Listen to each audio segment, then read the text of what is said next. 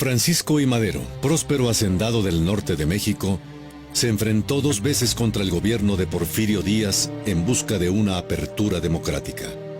La primera en las urnas, donde la maquinaria del régimen le propinó una predecible derrota. La segunda con las armas, que llamó a tomar el 20 de noviembre de 1910 y por medio de las que consiguió la renuncia de Díaz en mayo del año siguiente. Para Madero, la revolución había sido inevitable ante la cerrazón porfirista, pero no por ello era algo deseable. En su afán de mantener la legalidad constitucional y con el disgusto de muchos de sus seguidores, para quienes la revolución debía significar una ruptura con el viejo régimen, Madero aceptó un periodo de gobierno interino hasta la realización de nuevas elecciones. En este periodo ambiguo, se incubaron muchos de los problemas que enfrentó más tarde el gobierno de Madero. Pero sobre todo, se acumularon los resentimientos que lo conducirían a su muerte y al inicio de una nueva etapa de la revolución.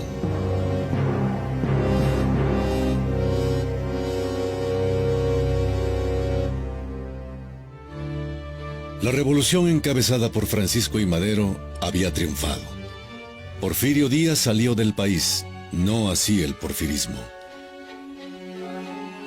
En su afán de restaurar la legalidad, Madero había pactado la llegada a la presidencia interina de Francisco León de la Barra, ministro de Relaciones Exteriores de Díaz. El ejército federal permaneció sin cambios, al mismo tiempo que se ordenaba el desarme de los rebeldes. Los jefes revolucionarios no podían comprender aquella victoria que parecía derrota. Es evidente que en unas semanas más de lucha, el porfirismo habría sido barrido sin condiciones. Se hubiera ahorrado así el país todo el inquieto y peligroso periodo de interinato del señor de la Barra.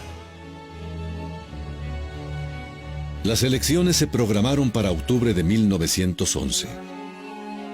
El general Bernardo Reyes, que antes había sido considerado como sucesor de Díaz, volvió del extranjero, reviviendo así las esperanzas entre los que añoraban el porfiriato.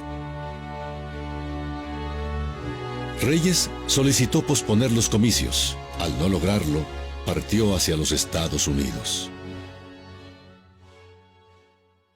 Como en otras regiones del país, en el estado de Morelos los hacendados y el gobierno de la Barra unieron sus fuerzas en contra del movimiento campesino. Para el presidente interino, Zapata y sus agricultores armados no eran más que bandidos. En Morelos, el problema del desarme y dispersión de las fuerzas revolucionarias encontró serias y graves dificultades, pues aunque en la apariencia aquellos hombres se manifestaban dispuestos a regresar pacíficamente a sus labores, primero de una manera oculta y más tarde en forma descubierta, adoptaron una actitud que bien pronto degeneró en un manifiesto movimiento de bandolerismo. La situación del país es muy mala. Tenemos más bien el gobierno de la fuerza bruta de las clases bajas, armadas con rifles, llenas de pasión, con ideas comunistas y llenas de odio contra las clases superiores. En muchos estados, las haciendas están en poder de los revoltosos. El ministro de Gobernación, Alberto García Granados, autorizó el envío de tropas para obligar a Emiliano Zapata a desmovilizarse. El 9 de agosto, mientras el líder campesino celebraba su boda, recibió la noticia de que 1000 hombres comandados por Victoriano Huerta habían entrado a Morelos. Era el comienzo de 3 semanas de guerra parcial en las que el gobierno pretendió ocupar militarmente el estado.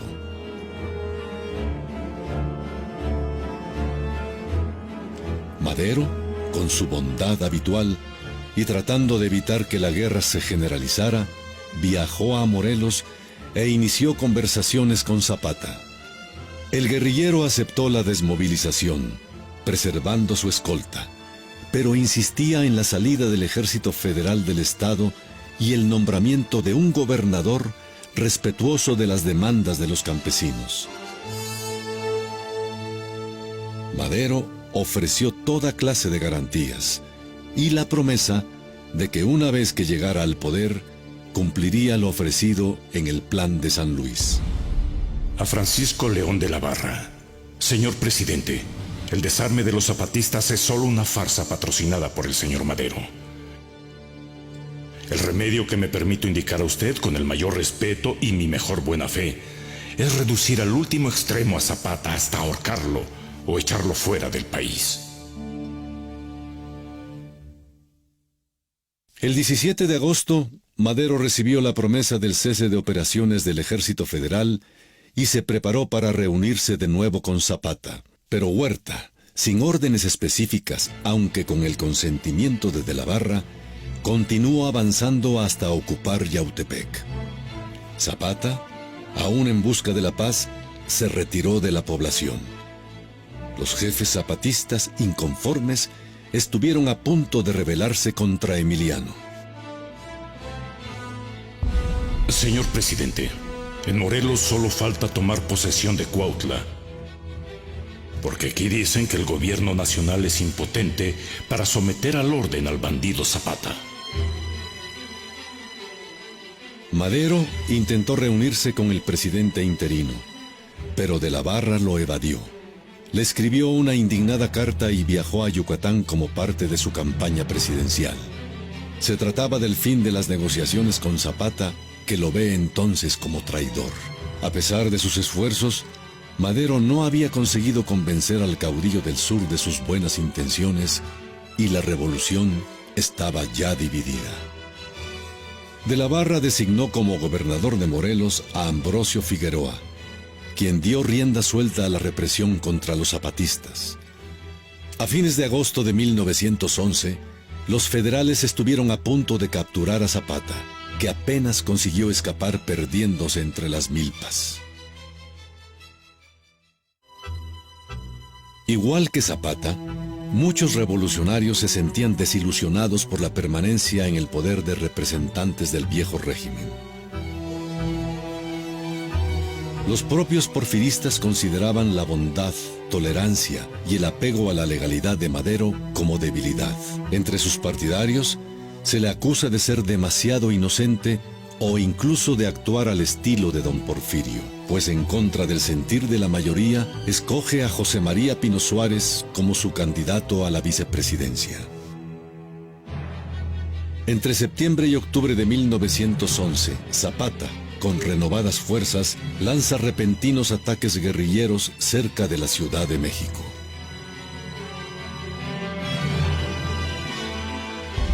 En su mayor parte, los pueblos están gangrenados con las ideas zapatistas y viviendo los bandoleros bajo el amparo de los vecinos. Se hace muy difícil la eficaz persecución de ellos.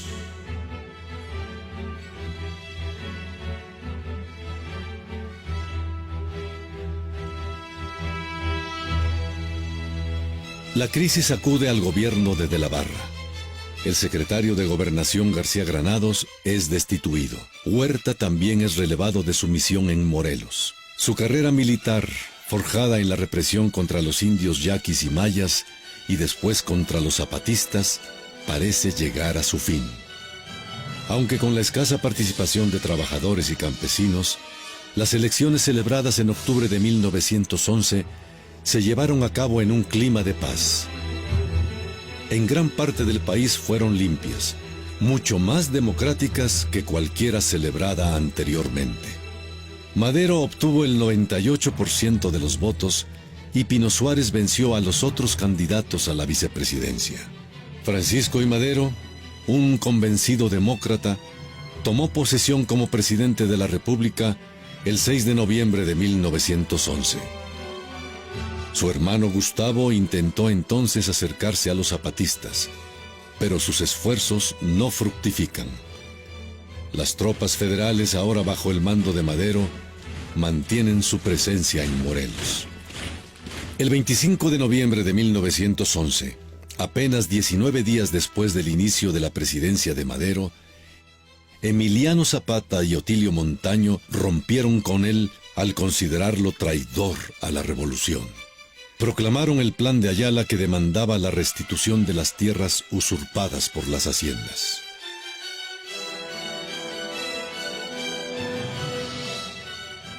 Díganle de mi parte al señor presidente que se vaya para La Habana, pues dentro de un mes estaré en México con 20,000 hombres y he de tener el gusto de llegar hasta Chapultepec y sacarlo de ahí para colgarlo de uno de los sabinos más altos del bosque.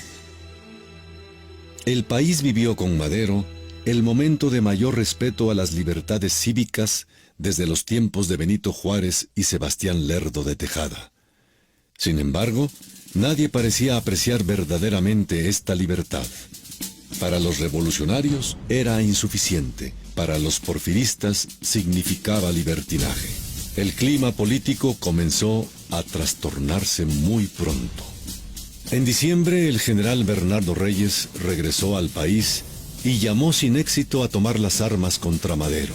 Con su acostumbrada clemencia, Madero le perdonó la vida y lo encarceló en la prisión de Tlatelolco. En el norte, las indecisiones del gobierno maderista con respecto al reparto de tierras y la intriga de los terratenientes avivaban el descontento. En el estado de Chihuahua, Pascual Orozco lanzó el Plan de la Empacadora, que demandaba la destitución de Madero y Pino Suárez, mejores condiciones laborales y la nacionalización de los ferrocarriles. Además, reconocía la cuestión agraria como un problema fundamental. No creo en nada más que en el reparto de tierras que nos prometió Madero. Esperé 2, 3, 6 meses. Con dolor en el corazón reuní a mi vieja banda y en febrero de 1912 me hallaba de nuevo en el campo de batalla.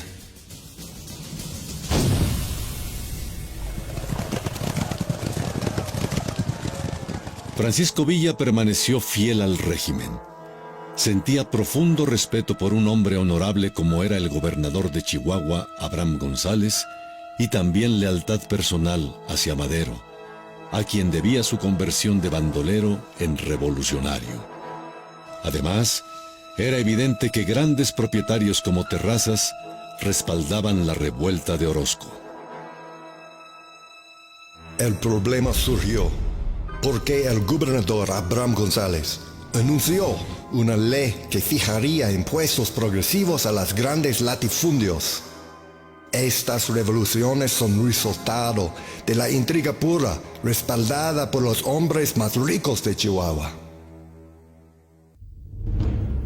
Al ver que la rebelión se convertía en un peligro para la estabilidad de su gobierno, Madero decidió poner al frente de la División del Norte a Victoriano Huerta, recientemente retirado de Morelos por sus excesos militares. Luego de varias encarnizadas batallas, las fuerzas federales lograron ocupar Chihuahua y Ciudad Juárez, restableciendo el gobierno de Abraham González. Pascual Orozco, derrotado, huyó hacia los Estados Unidos.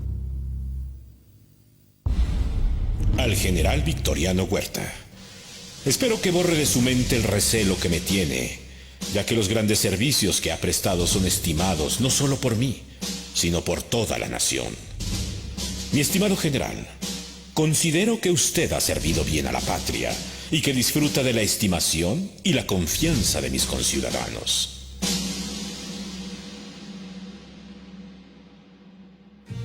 El 16 de octubre de 1912, estalló en Veracruz otra revuelta que exigía la renuncia del presidente Francisco I. Madero. La encabezaba Félix Díaz, el sobrino del tío, como le llamaban por su parentesco con don Porfirio. Díaz fue capturado, y cuando Madero parecía dispuesto a fusilarlo, la presión de la prensa y de la alta sociedad llevaron a la Suprema Corte a ampararlo, cambiando así la pena de muerte por prisión en la cárcel de Belén. Querida esposa, parece que la situación política sigue empeorando. Los complots se suceden los unos a los otros y el gobierno es impotente para detenerlos. El pobre de Pancho, como siempre, con muy buena voluntad, muy bondadoso, pero no sabe mandar. En medio de la agitación, Madero emprendió significativas reformas sociales y políticas. Introdujo el voto universal y directo, legalizó la libertad sindical y de huelga. Pero sobre todo, Madero respetó escrupulosamente la independencia de poderes y la libertad de prensa. A pesar de la libertad que se respiraba, los revolucionarios exigían mayores reformas y los porfiristas soñaban con la restauración del régimen anterior. Los diarios atacaban con fiereza al presidente y un clima de histeria se extendía por todo el país. Se hablaba de Victoriano Huerta, de Bernardo Reyes, de Félix Díaz y Manuel Mondragón, sobre cuándo, cómo y con quién se sublevarían. La policía naturalmente estaba al tanto, pero todos se hallaban como paralizados. Es claro, es evidente. Ya me he cansado de decirle al señor presidente que esta negligencia nos va a costar la vida, que vamos a pagarla con nuestras cabezas. El 9 de febrero de 1913, mientras 300 alumnos de la Escuela de Aspirantes tomaban el Palacio Nacional, un grupo de altos militares, sin encontrar resistencia, liberaba a Bernardo Reyes y a Félix Díaz para encabezar una revuelta. Horas después, tropas leales a Madero recuperaban el palacio. Cuando los rebeldes intentaban ingresar a la sede del gobierno, se les recibió a balazos. Se combatía en pleno centro de la ciudad. En los primeros enfrentamientos, Bernardo Reyes murió acribillado y Félix Díaz se retiró al cuartel de la Ciudadela, antigua fábrica de cigarros convertida en almacén de armamento que sería su plaza fuerte durante los días de la Decena Trágica. Mi primer recuerdo de la capital es la Decena Trágica. Se oía la balacera y yo creía que eran cohetes. Mi hermano me dijo, son balazos porque hay guerra. Pensé, ya no hay guerras en el mundo y mucho menos en la puerta de mi casa. Cuando llegó una carreta llena de cadáveres, yo no podía creer que estaban muertos. Tras recibir en el castillo de Chapultepec las noticias de la sublevación, el presidente marchó hacia el Palacio Nacional y decidió después salir a Cuernavaca. Victoriano Huerta, retirado del servicio por una enfermedad de los ojos, fue nombrado por él comandante de la plaza, en sustitución del malherido general Villar.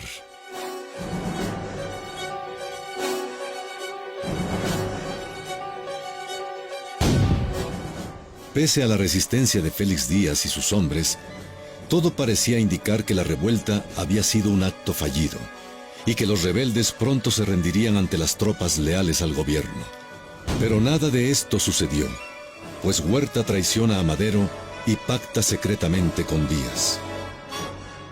Así, mientras los comandantes de ambos bandos simulaban atacarse, en realidad se dedicaban a bombardear la ciudad sin ningún escrúpulo. Los estudiantes que nos escapábamos de la casa durante las treguas, pudimos ver cómo los montones de cadáveres en las calles se movían al ser incinerados lentamente con petróleo o gasolina. Con el ruido de las ambulancias, el estruendo de los disparos, el hedor de los muertos, la ciudad era un verdadero infierno.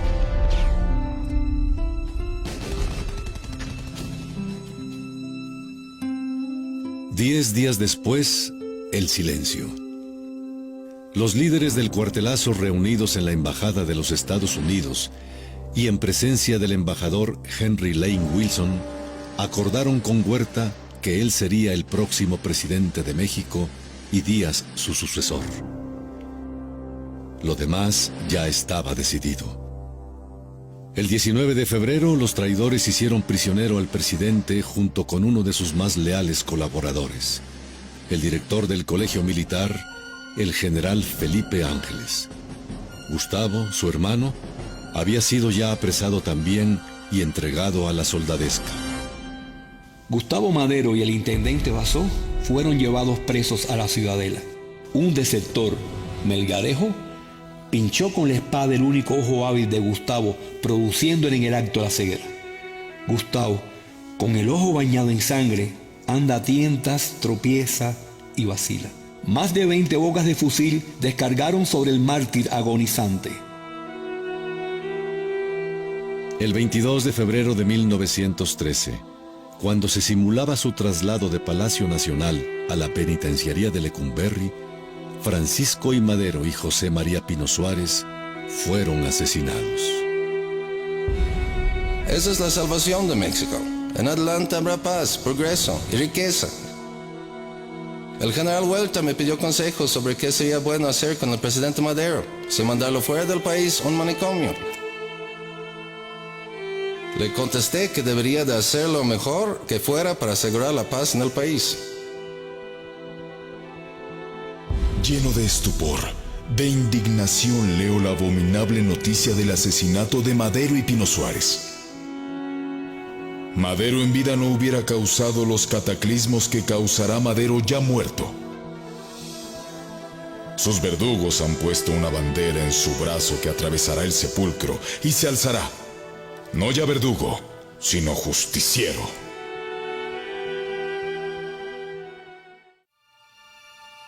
Los porfiristas recalcitrantes, algunos empresarios, así como muchos inversionistas extranjeros y una parte de la clase media, vieron en Victoriano Huerta al hombre capaz de restaurar el orden en el país. Otros se negaron a reconocerlo. Abraham González, el gobernador de Chihuahua, fue arrestado por los huertistas y ejecutado en el desierto. Igualmente se premió el oportunismo. Pascual Orozco fue nombrado general brigadier. No creo que nadie haya establecido un gobierno militar como el mío. Todos los mexicanos fueron militares. Los maestros de escuela, los empleados. Lo hice con el fin de obtener un gran contingente de fuerzas y también para someter a todos los que quisieran oponerse a mi política por medio de la disciplina militar. En el lejano norte, Venustiano Carranza, gobernador de Coahuila, inició su campaña militar contra el usurpador. Obtuvo del Congreso del Estado el mandato para sublevarse y al mando de las milicias estatales estableció su cuartel general en Monclova. El 21 de marzo, con un pequeño ejército, Carranza intentó sin éxito tomar la ciudad de Saltillo. Camino a su cuartel general, se redacta el Plan de Guadalupe, en el que se le nombra primer jefe del ejército constitucionalista. Su mayor dificultad consistió en convencer a los revolucionarios que lo fundamental era la caída de Huerta, la restauración democrática y la vigencia de la Constitución de 1857, y que sólo entonces podría hablarse de las reformas sociales que el país necesitaba. ¿Quieren ustedes que la guerra dure 2 años o 5? La guerra será más breve mientras menos resistencia haya que vencer. Hay que acabar primero con el gobierno usurpador y luego atacar los problemas. Carranza se dirige a Hermosillo, Sonora, pero en lugar de pasar la frontera y de ahí realizar un cómodo viaje en tren, prefiere por dignidad emprender una fatigosa marcha de más de 2 meses a través de la Sierra Madre para reunirse el 18 de septiembre de 1913 con los rebeldes sonorenses. Igual que en Coahuila, las fuerzas militares en Sonora no eran federales sino estatales. Para mediados del verano sumaban 6,000 hombres disciplinados y bien armados. Todos los que andamos en este asunto lo hacemos por vengar la muerte del señor Madero. Aquí no tenemos agraristas, a Dios gracias, ni consentimos huelgas. Y si no, ahí está Calles en la frontera, que es azote de los obreros levantiscos. Los sonorenses al mando de Álvaro Obregón controlaban todo el estado, con excepción del puerto de Guaymas. Aunque se trata de un punto vital para el abastecimiento de las tropas federales, no cayó en manos de los revolucionarios. La estrategia del astuto general Obregón, que provocaba al enemigo para sacarlo de su base y luego lo atacaba en terreno elegido, desgastó fuertemente a los huertistas, impidiéndoles detener la marcha de los rebeldes hacia el sur. En el otoño de 1913, Carranza estableció su gobierno en Sonora. El único militar de carrera que lo acompañaba era el general hidalguense Felipe Ángeles, quien había servido a Madero en la campaña contra los zapatistas y durante la Decena Trágica. Para disgusto de muchos norteños, Ángeles es nombrado secretario de guerra. Mientras los disciplinados constitucionalistas afianzaban su dominio en el noroeste, se les presentaba el problema de unificar a los innumerables movimientos que estallaban en todo el país. A un ranchero liberal como Carranza, le resultaba difícil comprender las complejas corrientes revolucionarias surgidas desde los márgenes de la sociedad, como la de Villa, o provenientes de un pasado mítico como la que conducía Zapata. Aunque los constitucionalistas compartían el ideal de un Estado de Derecho por el que había luchado Madero, eran mucho más prácticos. Su objetivo era deponer a Huerta y no harían concesiones. En Chihuahua, perdido el liderazgo del traidor Orozco, ocupó su lugar Francisco Villa. Lo empujaba a la lucha su lealtad a Madero, el deseo de venganza por el asesinato de Abraham González y el odio hacia Huerta, no solo por esas dos muertes, sino por haber estado a punto de fusilarlo en 1912. Al regresar Villa al norte en marzo de 1913, la lucha era intensa. Maclovio Herrera había tomado Santa Rosalía, Manuel Chao aterrorizaba Parral, Ortega amenazaba a Ojinaga. El compadre Urbina iba rumbo al sur.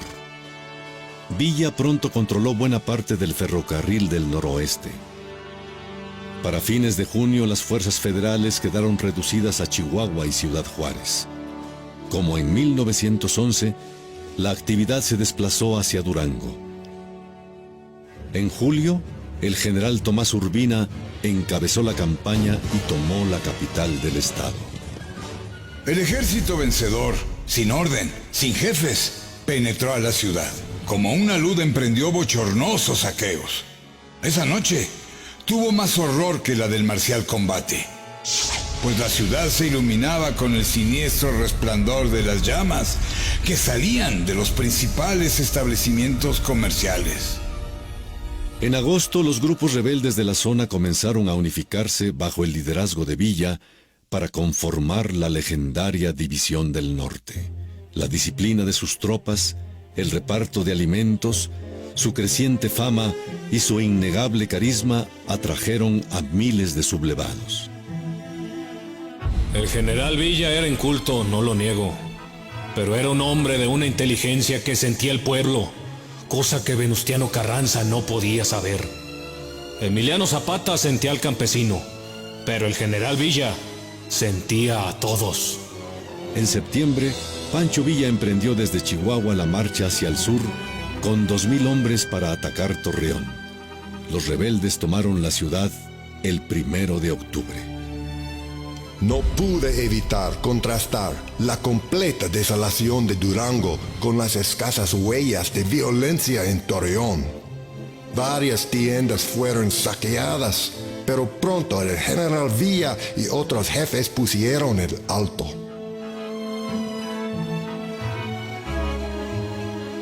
Por toda la República, la revolución crecía con nuevos voluntarios, aunque mal equipados y sin disciplina. Por su parte, los federales, con reclutas forzados por la leva, defendían las ciudades con su fuerte artillería. Pero lo mismo que en 1910, eran incapaces de luchar a campo abierto.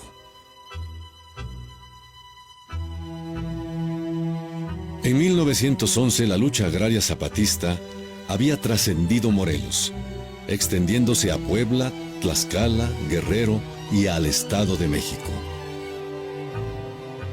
El 30 de mayo, Zapata reunió a varios jefes guerrilleros y publicó un plan de Ayala revisado y más radical en sus exigencias agrarias, en el que Huerta es llamado usurpador. Yo no lucho por ambiciones bastardas. Lucho por liberar a mi pueblo de la esclavitud y mejorar su condición tan miserable. y lucho en general por el engrandecimiento de mi patria. Ahí está la razón de por qué no reconocemos a ningún gobierno que no garantice el triunfo de nuestra causa.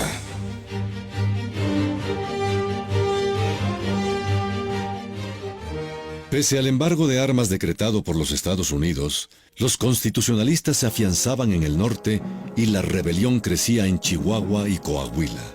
Huerta, mientras tanto, envió al grueso de sus tropas para combatir a Zapata. Lo hizo en contra de la opinión de su gabinete, que consideraba a Carranza un rival más peligroso. En abril de 1913, el general Juvencio Robles fue restituido como jefe de operaciones del Ejército Federal en Morelos. El terror llegó con la odiosa leva, la quema de pueblos y las ejecuciones masivas. Creo que ahora es difícil que Emiliano entre en negociaciones. De los 2,000 que el general Robles ha consignado, apenas y habrá 6 que verdaderamente sean zapatistas. Todos son gente pacífica. Mientras Robles esté al mando de las operaciones en Morelos, el zapatismo aumentará.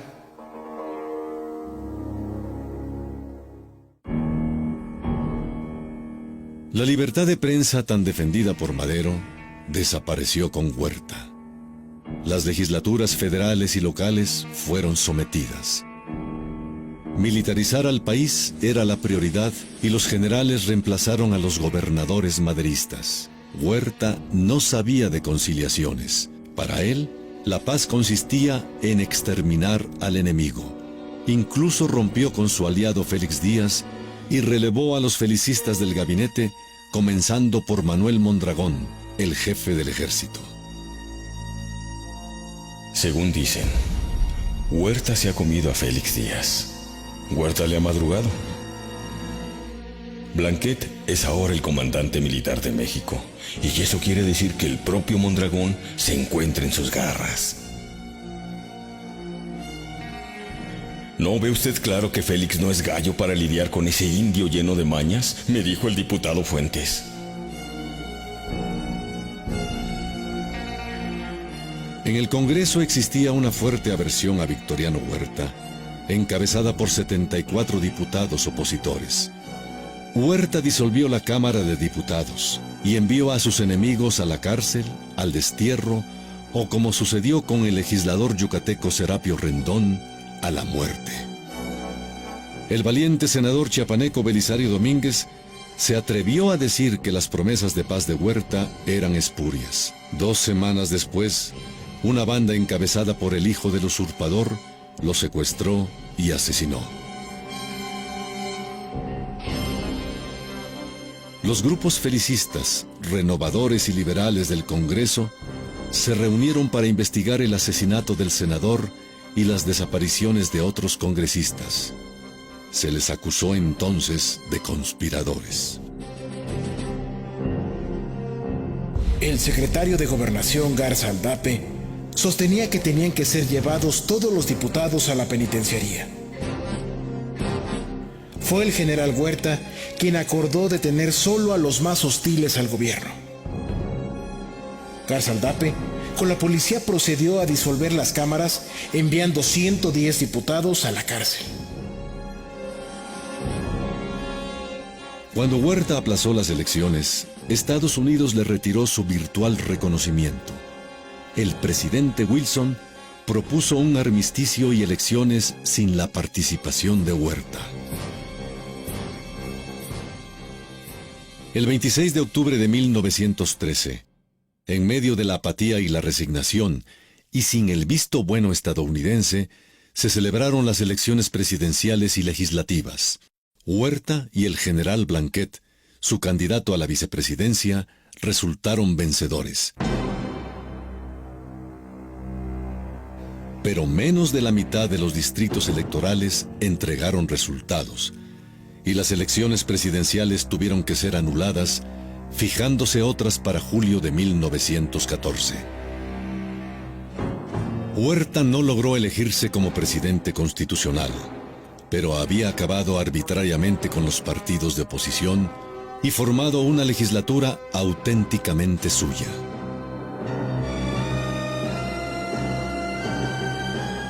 A la crisis política se sumó la crisis económica por los efectos de la guerra.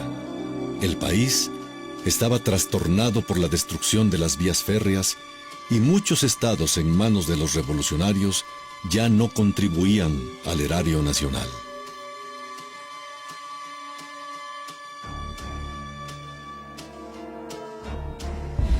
Es menester recordar que el general Huerta era el hombre menos preparado para el gobierno. En la elección de hombres de Estado, se dejaba influir por una camarilla. Huerta podía haber quebrado hasta el Banco de Inglaterra. Francisco Villa logró atraer a su ejército a algunos de los más destacados maderistas. Entre ellos estaban Felipe Ángeles y el propio Raúl Madero, hermano del presidente asesinado. En octubre de 1913, Villa abandonó la región de La Laguna rumbo al norte con un ejército de 5,000 hombres. Su primer intento por tomar Chihuahua fracasó, pero obtuvo otra gran victoria gracias a su agudeza. Detuvo un tren, vació su cargamento de carbón y lo llenó con 2,000 hombres armados. Por cada estación que pasaba, obligó a los telegrafistas a informar que las vías estaban cortadas y que el tren debía regresar a Ciudad Juárez, uno de los bastiones del Ejército Federal.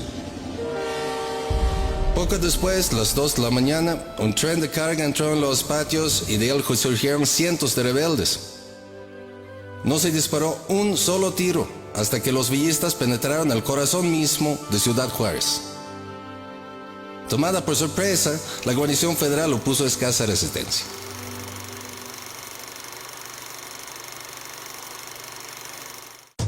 Al poco tiempo, 7,000 federales, en su mayoría orozquistas, rodearon Ciudad Juárez. Villa, en inferioridad de fuerzas, los derrotó en Tierra Blanca.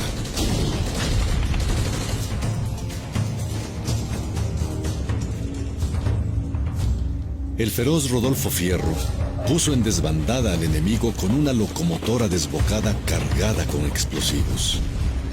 Los villistas capturaron un rico arsenal y el paso franco a la ciudad de Chihuahua, la capital del estado.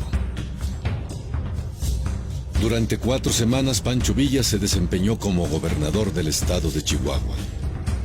Su gobierno confiscó haciendas y propiedades urbanas, creó escuelas y protegió a viudas y a huérfanos de la guerra. Pero el gobierno de Villa se empañó con las frecuentes expresiones de crueldad de él y los suyos. Rodolfo Fierro, a quien la tropa apodaba el Carnicero, asesinó a mansalva a William Benton, un ranchero inglés. En 2 semanas mató a sangre fría a 15 indefensos ciudadanos más. Villa le perdonaba todo. En enero de 1914, los villistas tomaron Ojinaga, último reducto de las tropas federales. La frontera norte quedaba totalmente en manos de los rebeldes.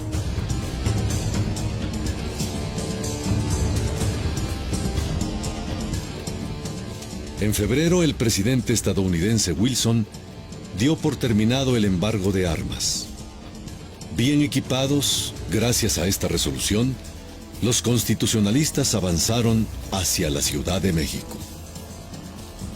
Las de la División del Norte eran las tropas mejor ordenadas, mejor armadas, mejor montadas y mejor pagadas que yo he visto hasta ahora en México. Aparte de la personalidad de Villa, que opaca completamente la de Venustiano Carranza o cualquier otro líder rebelde. En la región de La Laguna, el ejército federal con cerca de 10,000 efectivos se fortificó en espera de las famosas cargas de caballería de la División del Norte. Los huertistas consideraban que una victoria sobre Villa cambiaría a su favor el curso de la guerra.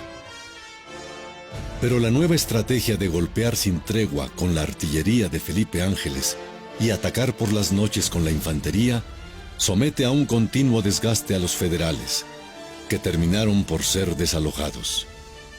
Es un golpe mortal al ejército del usurpador. En octubre y noviembre de 1913, Álvaro Obregón tomó Sinaloa y avanzó hacia Nayarit. A comienzos de mayo de 1914, tomó Acaponeta y Tepic y continuó hacia Jalisco. En el sur, los zapatistas se extendían ya hasta la costa de Guerrero. En marzo de 1914, Zapata, con un ejército de 5,000 efectivos, tomó la ciudad de Chilpancingo, capital del estado. Con el pretexto del arresto injustificado de la tripulación de un barco estadounidense en Tampico, la mañana del 21 de abril los marines invadieron Veracruz. Voluntarios y cadetes se enfrentaron a ellos. Entre los mexicanos hubo 200 muertos y 300 heridos. Carranza condenó la invasión como un atropello a la soberanía nacional. Villa la consideraba un certero golpe a Huerta. Las diferencias no impidieron que Villa mantuviera por entonces su reconocimiento a Carranza como primer jefe de la revolución. El 23 de junio, la División del Norte, con más de 20,000 hombres y una formidable artillería, lanza un ataque total contra la ciudad de Zacatecas. Mueren en ella 6,000 federales, en la que será la derrota más costosa para el ejército de Victoriano Huerta. No los veíamos caer, pero lo adivinábamos. Lo confieso sin rubor. Los veía aniquilar en el colmo del regocijo porque veía las cosas desde el punto de vista artístico, del éxito de la labor hecha, de la obra maestra terminada. Y mandé decir al general Villa: «Ya ganamos, mi general». La revolución avanzaba incontenible en sus victorias. Carranza, receloso del jefe de la División del Norte, impidió el avance de Villa hacia la capital, negándole carbón para sus trenes. El camino quedaba libre para Obregón. Al verse perdido, Huerta renunció y salió del país.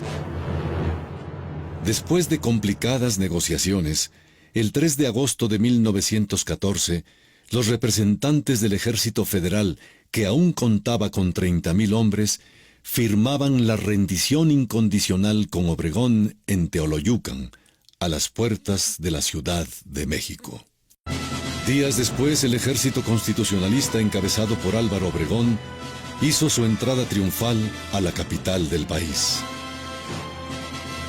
Una vez más, como en tiempos de Madero, una revolución victoriosa llegaba a la capital. Pero no era aquel el final de la guerra, sino apenas el prólogo de su etapa más cruenta.